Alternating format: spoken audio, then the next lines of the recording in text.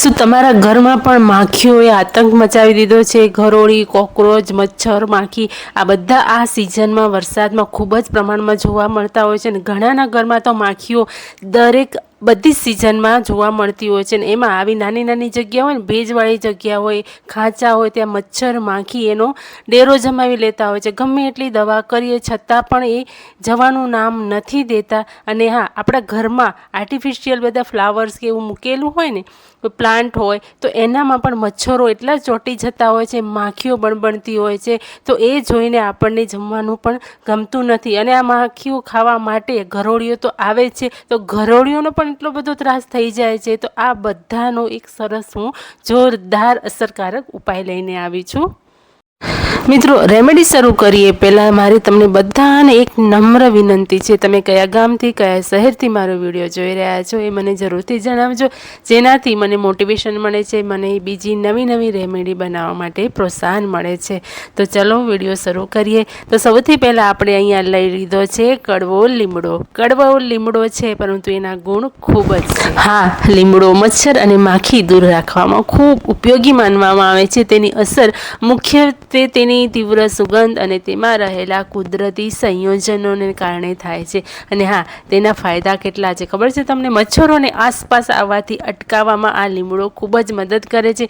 માખીઓની સંખ્યા ઘટાડવામાં મદદરૂપ થાય છે. કીડા મકોડા પર કુદરતી રીતે આ અસર કરે છે. રાસાયણિક સ્પ્રેની તુલનામાં વધુ કુદરતી વિકલ્પ છે આ કડવો લીમડો. તો લીમડાને આપણે આવા કટકા કરી લેવાના છે. એક જે એલ્યુમિનિયમની તપેલી હોય ને એનામાં જ આપણે કરવાનું છે. અને મિત્રો, લીમડો કડવો છે એટલે કે જીવાણુનાશક, જંતુનાશક ગુણના કારણે ઘણી બધી દવાઓ જેમ કે ચામડીના ચેપ, ખંજવાળ માટેની કેટલીક ક્રીમ હોય, એન્ટિસેપ્ટિક સાબુ, હેન્ડવોશ, ટૂથપેસ્ટ, માઉથવોશ, શેમ્પૂ, વાળને ખરતા અટકાવવા માટે, જૂ અને ડેન્ડ્રફ માટેના શેમ્પૂ માટે આ વપરાતો હોય છે. એટલે લીમડામાં ઘણા કુદરતી જંતુનાશક તત્વો હોય છે. એના લીધે લીમડો ખૂબ જ સારું માનવામાં આવે છે, જંતુઓ માટે પણ અને આપણી હેલ્થ માટે પણ. અને હવે મેં અહીંયા લઈ લીધો છે ફુદીનો, મિન્ટ. આની ફ્લેવર, સુગંધ છે ને ખૂબ જ સરસ આવતી હોય છે અને આપણને તો ગમે છે, પરંતુ આની જે સુગંધ હોય છે ને એ કીડા મકોડા, જંતુઓને, માખીઓને ગમતી નથી. તો અહીંયા આપણે એ જ વસ્તુઓ લેવાની છે જે આપણે એની સ્મેલ ગમે છે, પરંતુ કીડા મકોડાને ગમતી નથી. અને હવે લઈ લેવાનું છે 1 લોટો ભરીને પાણી, એટલે કે 1 લીટર જેટલું પાણી લેવાનું છે. એને આપણે તપેલીમાં નાખી અને ઉકાળવા મૂકી દેવાનું છે. લો ટુ મીડિયમ ફ્લેમ પર આપણે આને ઉકાળવાનું છે. જેમ ઉકાળશું ને એટલે એનો કલર, આ પાણીનો કલર એકદમ ચેન્જ થતો આવશે. જો તમારે ઉકાળવું નથી, તમારી જોડે ટાઈમ છે, તો તમે આને ઓવરનાઇટ પલાળીને મૂકી દો અને સવારે એ પાણી ઉપયોગમાં લેવાનું છે. પરંતુ આપણે આવી રીતે કરીશું ને તો આની જે ગુણવત્તા છે ને ખૂબ જ વધી જતી હોય છે. એટલે પાણીને ઉકાળીને લો તો સરસ એવું આપણને આ એકદમ જંતુનાશક સ્પ્રે મળશે. તો અહીંયા આપણે સારી રીતે આને ઉકાળવાનું છે. ઉકાળવાનો ટાઈમ આપણે રાખવાનો છે 5 મિનિટ. 5 મિનિટ એકદમ ધીમા તાપે આને ઉકાળવાનું છે. અને પછી ગેસની ફ્લેમ બંધ કરી નીચે ઉતારી અને આને આપણે ઠંડુ પાડવા દઈશું. ઠંડુ પડી જાય એટલે આની અંદર રહેલા જે પત્તા છે ને એ પત્તા આપણે કાઢી લેવાના છે, અથવા તો તમારે ગાળી લેવાનું છે. અને પાણી આપણે અહીંયા સરસ એવું ગાળીને રાખી દીધું છે અને ઠંડુ પણ એકદમ થઈ ગયું છે.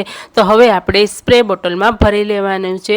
હંમેશાની જેમ હું આજે પણ તમને એમ જ કહીશ કે જો તમારી જોડે સ્પ્રે બોટલ નથી તો તમારે પાણીની જે બોટલ આવે નોર્મલ, એના ઢાંકણમાં કાણા કરી અને પછી તમારે આ લિક્વિડ આપણે બનાવ્યું છે ને એ ભરી દેવાનું છે. અને જો છે તો તમે સ્પ્રે બોટલમાં આવી રીતે ભરી શકો છો. મારી જોડે ઘણા બધા આવા રેમેડી માટે બનાવેલા લિક્વિડ પડેલા છે, એટલે હું તો હંમેશા એનો જ ઉપયોગ કરું છું. મેં આખું ચોમાસું, એટલે કે હું ક્યારેય ફિનાઇલ કે એવું વાપરતી નથી. વધારે હોય છે કરું પણ વપરાશ નથી હોતો, કેમ કે હું આ જ વસ્તુ ઘરે બનાવીને વાપરું છું. તો અહીંયા આપણે જે કિચનમાં આવી રીતે કોર્નર હોય ને એમાં પણ તમારે છાંટી દેવાનું છે. એનાથી શું થશે કે માખી જે આવી રીતે ખૂણે ખાંચે, મચ્છર કે ગમે તે ફસાયેલા હોય ને એ નીકળી જશે અને એકદમ કિચન તમારું માખી રહિત મચ્છર રહિત બની જશે। તો જ્યાં જ્યાં આવી રીતે ડ્રોર હોય કે ગમે તે બાથરૂમમાં તો મિત્રો આપણને બીક જ લાગતી હોય છે, ક્યાંકથી વંદો નીકળે, ક્યાંકથી કાન ખજૂરો નીકળે કે ક્યારેક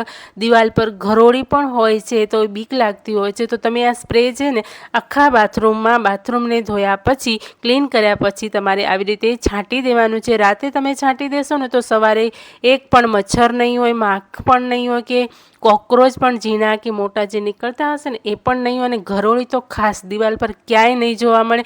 મારા ઘરમાં તમને ક્યાંય ઘરોળી જોવા નહીં મળે, એ ગેરંટી છે। અને ઘણા મિત્રોએ મને એવી કોમેન્ટ કરેલી કે તમે ઘરોળી તો તમારા ઘરમાંથી ભગાડીને તો બતાવો, પરંતુ મારા ઘરમાં ઘરોળી છે જ નહીં, તો હું કેવી રીતે તમને એ લાઈવ ડેમો કરીને બતાવું। હા, એક વખત હતી તો મેં આનો ઉપાય કરી લીધો છે, મેં તમને લાઈવમાં બતાવેલું જ છે એકદમ ક્લિયર કે પાણી આરે ઘરોળી હતી અને મેં ભગાડી દીધી છે। તો હવે ઘરોળી મારા ઘરમાં ક્યાંય દેખાતી નથી।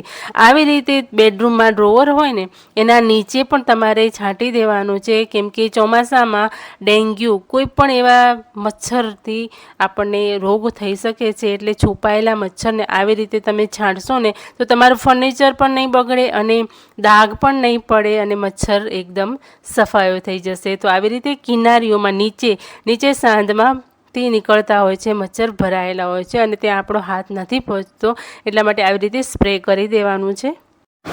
તો મિત્રો આજની રેમેડી તમને ગમી છે ને હજી પણ તમારે બીજી કોઈ રેમેડી જોવી છે તો અહીંયા સ્ક્રીન પર મેં 4 રેમેડી આપેલી છે, તો તમે એમાં ક્લિક કરશો ને તો તમને એ રેમેડીનો બધો જ સચોટ ઉપાય અને એકદમ 100% ગેરંટીવાળા તમને ઉપાય મળી જશે। તો જરૂરથી તમે મારી ચેનલને વિઝિટ કરશો। સ્ક્રીન પર આપેલી છે, પહેલા નંબર પર ઘરોળી છે, બીજા નંબર પર ઉંદર છે, ત્રીજા નંબર પર મચ્છર છે અને ચોથા નંબર પર પણ ઉધઈનું છે। તો તમે આ ચોક્કસથી એક વખત જોજો અને આજનો વિડીયો તમને ગમ્યો હોય તો મને કોમેન્ટમાં જરૂરથી જણાવજો। ચલો મળીએ છીએ આવી જ નવી રેમેડી સાથે।